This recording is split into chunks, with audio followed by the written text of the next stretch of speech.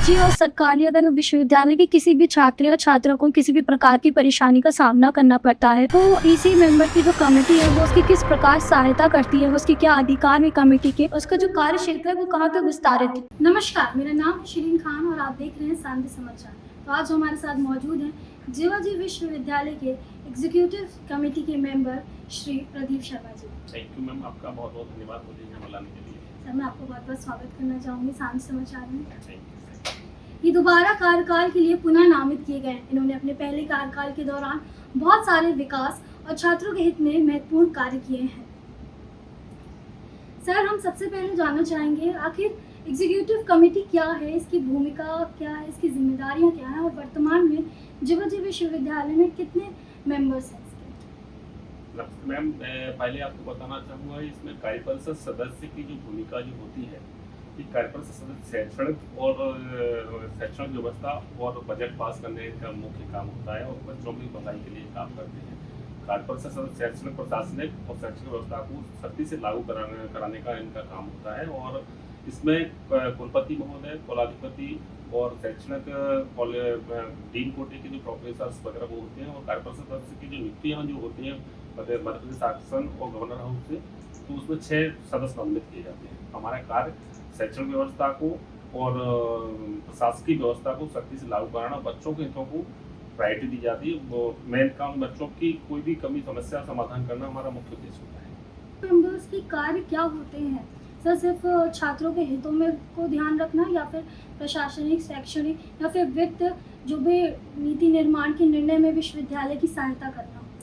विश्वविद्यालय में कार्यपरिषद सदस्यों की कार्य, इसमें एक कार्यपरिषद सदस्य छात्रों के लिए एक सेतु का काम करते हैं। जो प्रशासन और छात्र के बीच की जो दूरी जो होती है उसमें कार्यपरिषद सदस्य एक अहम रोल होता है उनका। उनकी जो समस्या है उनको प्रमुखता से हम लोग बात को रख सकते हैं और प्रशासनिक दृष्टि, प्रशासनिक और शैक्षणिक व्यवस्था ये हम हमारे निर्देशों के अनुसार ही वहाँ पर कार्य चलते हैं और एक सर्वोच्च बॉडी के रूप में माना जाता है। किसी भी विश्वविद्यालय के लिए एक कार्यपरिषद सदस्य की बॉडी एक अहम रोल के रूप में अपना कार्य अदा करती है और इसमें नीति बनाना, बजट पास करना और नए नए कोर्सेज को लागू कराना ये कार्यपरिषद की मुख्य भूमिका है। बच्चों के भविष्य कोई भी समस्या जो बच्चों की जो होती है उसको प्रमुखता से बच्चों के हित में उसको लागू कराने का कार्य करते हैं।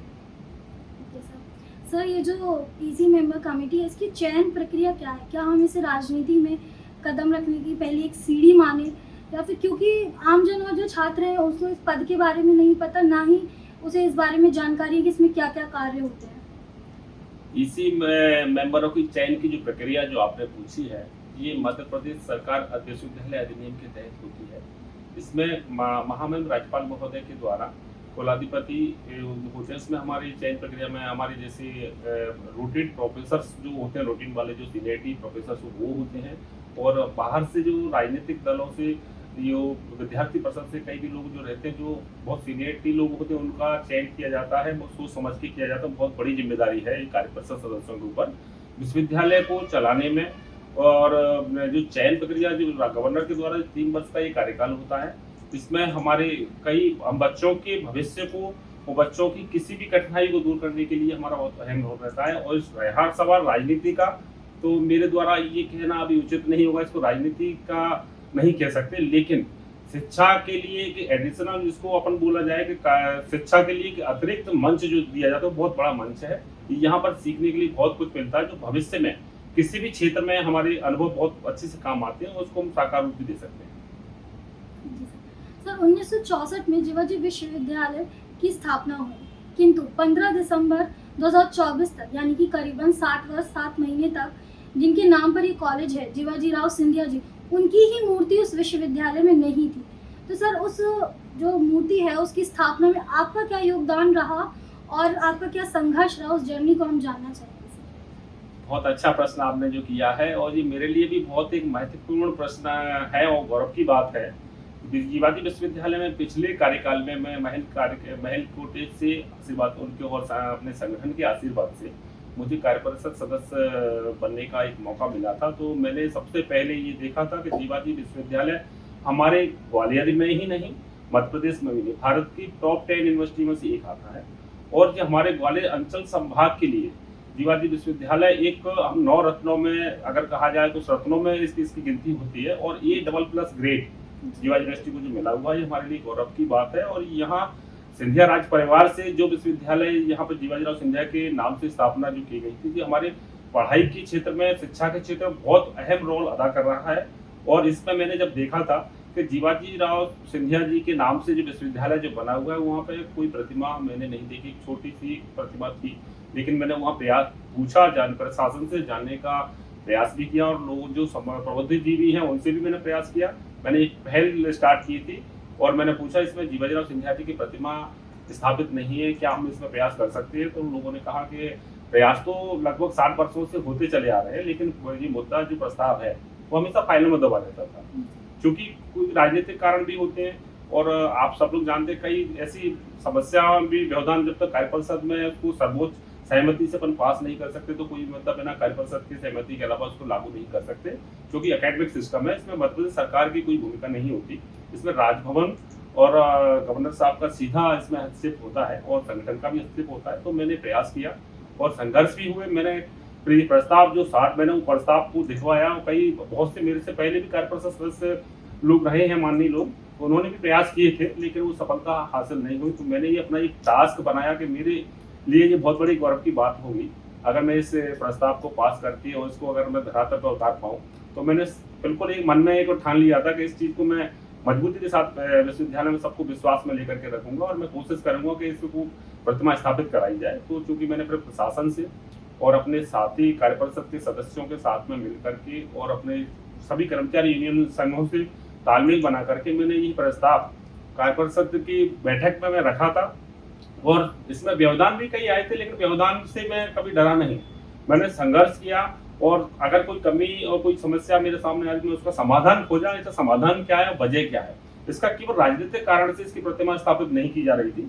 लेकिन वहां जैसे ही मैंने प्रस्ताव वहां पर रखा तो सभी मेरे बोर्ड मेंबरों ने, वहाँ डीन कोटे के भी कार्यपरिषद के लोग थे, हमारे कुलपति महोदय, रजिस्ट्रार, सभी लोगों ने मैंने जो प्रस्ताव रखा तो सर्वसहमति से इस प्रस्ताव को मैंने पास कराया। ये मेरे लिए बहुत चुनौतीपूर्ण और बहुत गौरव की बात है। मैंने प्रस्ताव भी पास कराया और प्रस्ताव पास कराने के तुरंत बाद मैं बिल्कुल लगातार संघर्ष और प्रयासरत करता रहा कि जब तक एक प्रतिमा बन इसका टेंडर प्रक्रिया से लेकर के और स्थापित और आवरण कराने तक का मैंने बिल्कुल एक दिन भी चैन की सांस नहीं ली। मैं हमेशा लगातार सोचा ये कैसे होगा, फाइल तो बहुत मेरे से बड़े बड़े लोग भी आए हुए हैं, लेकिन नहीं हुआ, ये संभव हो पाएगा कि नहीं मेरे कार्यकाल में, क्योंकि कार्यकाल 3 वर्ष का रहता है। कभी कभी विश्वविद्यालय में अगर अपन किसी चीज़ के पीछे अगर फॉलो नहीं करेंगे तो प्रस्ताव कभी कभी फाइलों में भी दबे रहते हैं। तो मैं इसका लगातार संघर्ष करता रहा, प्रस्ताव पास कराया। टेंडर प्रक्रिया भी कई लेट रिपीट हुआ था, उसमें भी मैंने प्रयास किए, बराबर मैं उसको फॉलोअप लेता रहा। तो जैसे तैसे टेंडर प्रक्रिया भी हुई, टेंडर के साथ में उसको प्रस्ताव का मूर्ति का टेंडर भी हुआ, उसके लिए भी मैंने प्रयास किया। और हमारे यहाँ मूर्ति के लिए जब ठेका हुआ तो वो भी मैंने उसको फॉलोअप देखता रहा कि कब तक बनाएंगे जी, कैसे बनाएंगे। तो ये मेरे लिए बहुत ही बड़ा अनुभव था। मैंने अपने और भी अपने जो सहयोगी हैं बाहर से, समाज सेवियों से भी मैंने सलाह ली कि इसमें हम क्या कर सकते हैं। तो जो प्रस्ताव जो मैंने चैन पे फोटो की जो प्रतिमा थी, मैंने महल के माध्यम से उस फोटो को मंगाया जीवाजीराव सिंधिया जी के का, और उसको मैंने फोटो जो छायाचित्र था उसकी बिल्कुल ऐसे ही मूर्ति मैंने सेम ऐसी ही बनना चाहिए, वो बहुत वर्षों बाद बन रही है। तो मूर्ति बनी भी, वो प्रस्ताव के साथ में टेंडर प्रक्रिया स्थापित भी हमने कराया। और गौरव की बात है कि इस पर जब इसका अनावरण जब हुआ तो मेरे लिए बहुत बड़ी गौरव की बात थी कि इसमें एक ऐसी महान हस्ती को लाना, चीफ गेस्ट, वो उपराष्ट्रपति जैसी हस्ती, मेरे लिए बहुत छोटी छोटी बात नहीं होती है। देश का एक बहुत बड़ा एक ओहदा होता है। तो राष्ट्रपति उपराष्ट्रपति महोदय माननीय श्री जगदीश धनखड़ साहब को हमने इसमें मुख्य अतिथि के रूप में आमंत्रित किया। उन्होंने सहल और सहज स्वीकार किया कि मैं जरूर आऊंगा इसके अनावरण के लिए। तो इसमें माननीय केंद्रीय मंत्री माननीय महाराज ज्योतिरादित्य सिंधिया, मुख्य अतिथि हमारे इसमें माननीय जगदीश धनखड़ साहब, विशिष्ट अतिथि तौर पर ज्योतिरादित्य सिंधिया जी और महाराज साहब, और यहाँ से मुख्यमंत्री डॉक्टर मोहन यादव जी मध्य प्रदेश से, और हमारे गवर्नर साहब महामहिम राज्यपाल महोदय, और यहाँ से उच्च शिक्षा मंत्री इंदर सिंह परमार, विधानसभा अध्यक्ष माननीय नरेंद्र सिंह तोमर जी, प्रभारी मंत्री तुलसी सिलावट जी, और कई दर्शक और हमारे प्रशासन और ग्वालियर अंचल संभाग के सभी लोग वहाँ पर पधारे। और उस मूर्ति का अनावरण का जो मैं साक्षी बना, तो ये मेरे लिए एक जीवन का एक महत्वपूर्ण पल और मेरी बहुत बड़ी सफलता और उपलब्धि है। इसके लिए मैंने बहुत संघर्ष किया। आज हम सबके लिए एक प्रतिमा जीवाजी विश्वविद्यालय की प्रतिमा पर नहीं है, वो एक हमेशा ही मार्गदर्शन करती रहेगी कि जीवाजी विश्वविद्यालय कई ग्वालियर अंचल संभाग के लाखों छात्रों को डिग्रियां देता है। डिग्रियां ही नहीं, वो उसमें कई डिग्निटी वहां से निकली है। कोई आईएएसओ के पद पे, कोई सीएमई बना हुआ है, कोई आज हम जैसे कार्यपरिषद सदस्य भी उसमें हम नेतृत्व कर रहे हैं, जो कि हमने वहां से शिक्षा ली है, जिसमें मैंने कभी सपने में भी नहीं सोचा था कि मैं इसमें एक समय वो भी आएगा कि कार्यपरिषद सदस्य के रूप में मैं इसमें नेतृत्व भी करने का हमको मौका मिला है। कई पत्रकार लोग भी बने हैं उसमें से, मतलब इसका कोई कल्पना नहीं कर सकते, जो कि आज इस काम को हम कर पाए सफलतापूर्वक, उसको हमने इसमें स्थापित कराया। ये मेरे लिए बहुत बड़ी गौरव की बात है। सर, निजी और सरकारी अगर विश्वविद्यालय के किसी भी छात्र या छात्रा को किसी भी प्रकार की परेशानी का सामना करना पड़ता है, तो ईसी मेंबर की जो कमेटी है वो उसकी किस प्रकार सहायता करती है, उसके क्या अधिकार है कमेटी के, और उसका जो कार्य क्षेत्र है वो कहाँ तक विस्तारित है? इसी मेंबर कार्यपरिषद सदस्य की जो अधिकार क्षेत्र है वो केवल विश्वविद्यालय तक सीमित नहीं, तो चाहे शासकीय कॉलेज हो या प्राइवेट हो, एफिलिएटेड ग्वालियर चंबल संभाग के जितने भी विश्वविद्यालय जीवाजी विश्वविद्यालय से एफिलिएटेड कॉलेज हो, तो सब में हस्तक्षेप हम लोगों का होता है।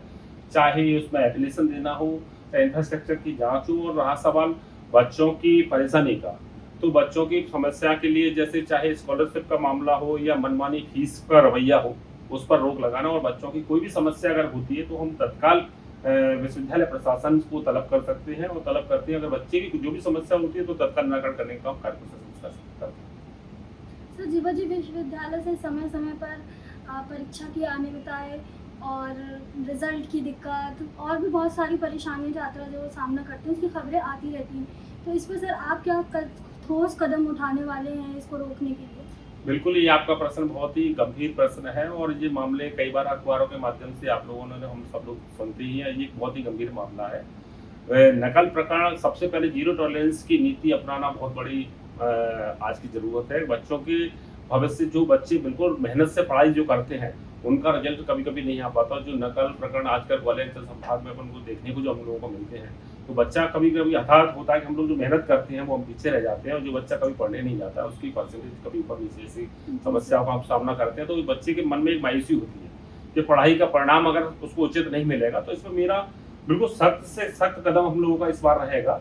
परीक्षा के साथ में कोई भी इसमें कोताही बर्दाश्त नहीं की जाएगी। इसमें हम सीसीटीवी कैमरे, फ्लाइंग स्क्वाड का भी चयन हमारे यहाँ होता ही है, लेकिन उसको सख्ती से लागू कराया जाएगा।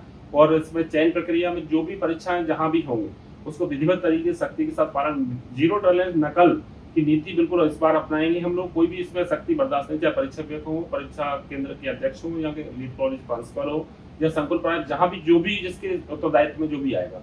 अगर परीक्षा से पहले हम जैसे पेपर भेजते हैं सेंटरों पर, तो वहाँ कभी समस्या सुनने को मिलती है कि पेपर लीक हो गया, ये हो गया। इस अगर आगामी भविष्य में अगर इस टाइप की कोई भी गतिविधि अगर पाई जाती है, कई सारी खबरें आती हैं कि लोग गाइड खोल के चीटिंग कर रहे हैं, ये चीजें बिल्कुल, तो अगर इस टाइप की चीजें, तो हम इस बार किसी भी कॉलेज को, सेंटर को बख्शा नहीं जाएगा। जो भी दोषी हो, सख्त से सख्त इसके खिलाफ कार्रवाई की जाएगी, और सेंटरों की मान्यता भी हम समाप्त करने का काम करेंगे। सर, पिछले कार्यकाल के जब पद को संभालते वक्त आपने कहा था कि परीक्षाएं नियमित रूप से की जाएंगी, जिससे रिजल्ट भी टाइम पर आ सके। इसके साथ ही आपने ये चीज़ कही थी कि जीवाजी विश्वविद्यालय से एक छात्र खेल के क्षेत्र से ऐसा जाएगा जो विदेश भर में जीवाजी विश्वविद्यालय का नाम रोशन करेगा। तो सर, अब दूसरे कार्यकाल के दौरान इस चीज़ पे आपकी क्या योजना है या इस चीज़ पर आपका क्या विजन है? बिल्कुल, आप जो कह रही हैं मैं इस बात से सहमत हूँ। मैंने पिछली बार भी जब आया था तो खेलों से मेरा बहुत बड़ा लगाव रहा है, और ग्वालियर में खेलों की प्रतिभाओं की कोई कमी नहीं है। और हमारे ग्वालियर में प्रयास करेंगे हम अच्छे कोचेस से उनको मिलें, और अच्छे गाइड उनको मिले, और उनको डाइट का प्लान, एक अतिरिक्त बजट उनको मिला जाए, किट वगैरह ये सब उनको देने का काम हम विश्वविद्यालय में कराएंगे। और समय समय पर उनको अच्छे इंटरनेशनल प्ले जो ट्रेनिंग सेंटर्स जो होते हैं, उनके कोचेस अच्छे उनको मिलेंगे, तो निश्चित ही वो ओलंपिक जैसे गेमों में अपनी धमक, जो से आजकल हम मध्य प्रदेश से कई बच्चे हमारे लोग जा रहे हैं, पहले भी जीवाजी विश्वविद्यालय से गोल्ड मेडल लेकर के आए हो। हम भी प्रयास करेंगे, जैसा विश्वविद्यालय A++ ग्रेड है, वो खेलों की तो प्रतिभा ग्वालियर में तो कोई बात ही नहीं है। ग्वालियर में हर बच्चे में एक हुनर है, वो हुनर को निखारने का काम, बस केवल उनकी प्रतिभा को निखारने का काम जो यहाँ पर नहीं कर पाते, हम पूरा भरपूर प्रयास करेंगे कि बच्चों के लिए अच्छे कोचेस, और इनके लिए जो डाइट और उसका जो बजट होगा खेल का बच्चों के लिए, तो उसको हम भरपूर प्रयास कर अच्छे से अच्छा बजट पारित करेंगे, और बच्चों के लिए इंटरनेशनल शिप पे भेजने का भी हम काम करेंगे। ये हमारी प्राथमिकता रहेगी। और रहा सवाल परीक्षाओं का, तो समय पर परीक्षा नहीं होती, तो मैंने पिछली बार भी एकेडमिक कैलेंडर हम लोगों ने जारी कराया था इस बार भी मेरा वही फोकस रहेगा कि पहले जो परीक्षाएं जो होती थी, महीनों भर लेट परीक्षा परिणाम आते थे, कभी कभी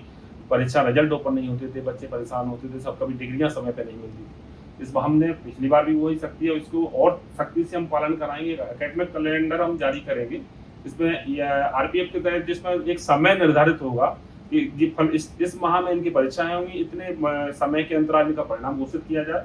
दीक्षांत समारोह भी समय पे हो, जिससे बच्चों को डिग्रियां भी मिले, वो आगामी भविष्य की अपनी तैयारी कर सके। ये हमारा, और बच्चों का भविष्य के साथ कोई खिलवाड़ ना हो, ये हमारी प्राथमिकता होगी। सर, विश्वविद्यालय का कोई ऐसा समर्पित या निर्धारित हेल्पलाइन नंबर है क्या, और अगर है तो वो बच्चों के लिए कैसे लाभकारी है, उसका लाभ वो कैसे उठा सकते हैं? बच्चों के लिए एक सिंगल विंडो सिस्टम हमने पहले प्रयास किया था, लेकिन बीच में थोड़ा सा गैप हो गया। इस बार हम एक सिंगल विंडो सिस्टम बच्चों के लिए एक हेल्पलाइन नंबर हम जारी कराएंगे, और उसमें सारी समस्याएं बच्चों की जो भी हो, फीस से रिलेटेड हो या मार्कशीट से रिलेटेड हो, या कोई भी चीज समस्या है बच्चे के प्रति, अगर परीक्षा की लिंक वगैरह खुलवाना, या कोई भी कागजों में, कोई मार्कशीटों में कभी कभी त्रुटि हो जाती है, कभी नाम की समस्या, स्पेलिंग गलत होती है, कभी इनका पिताजी का सरनेम वगैरह गलत होता है, तो बच्चे चक्कर लगाते रहते हैं, कभी उनकी समस्याओं का समाधान नहीं होता है।